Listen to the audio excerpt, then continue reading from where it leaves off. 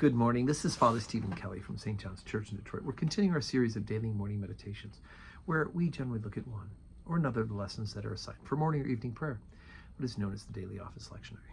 And today for Monday, let's get back into St. John's Gospel. Now remember the last couple of days last week, we looked at the story of the Samaritan woman by the well.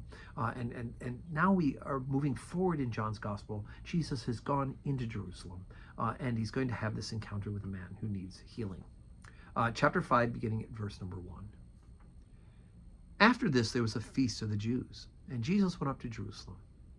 Now there is at Jerusalem by the sheep market a pool, which is called in the Hebrew tongue Bethesda, having 5 porches. In these lay a great multitude of impotent folk, of blind, halt, withered, waiting for the moving of the water. For an angel went down at a certain season into the pool and troubled the water. Whosoever then first, after the troubling of the water, stepped in was made whole of whatsoever disease he had. And a certain man was there which had an infirmity 38 years. When Jesus saw him lie, and knew that he had now been a long time in that cause, he saith unto him, Wilt thou be made whole? The impotent man answered him, Sir, I have no man, when the water is troubled, to put me into the pool, and while I am coming, another steppeth down before me. Jesus saith unto him, Rise, take up thy bed, and walk. And immediately the man was made whole, and took up his bed, and walked. And on the same day was the Sabbath. The Jews therefore said unto him that was cured, It's the Sabbath day, it's not lawful for thee to carry thy bed. And he answered them, He that made me whole, the same said unto me, Take up thy bed, and walk.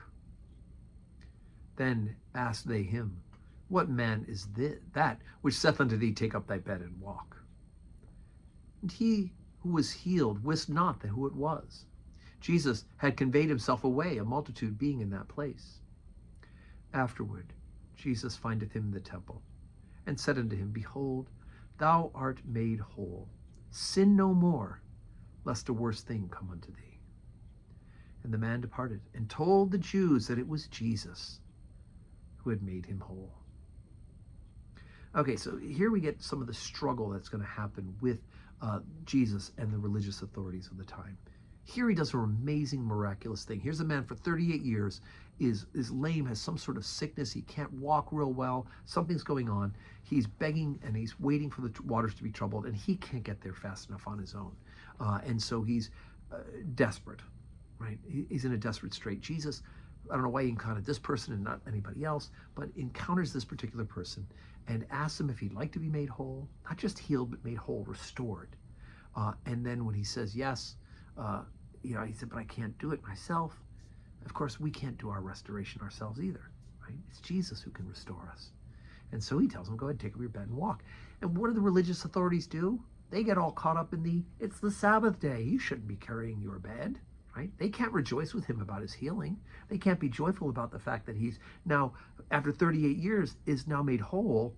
Rather, they're giving him a hard time about carrying his bed because it's the Sabbath that he's not supposed to be working.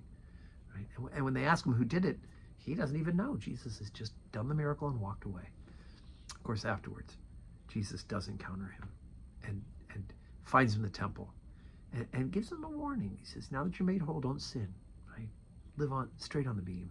Don't go to the left or the right, but straight on the beam, lest a worse thing come to thee.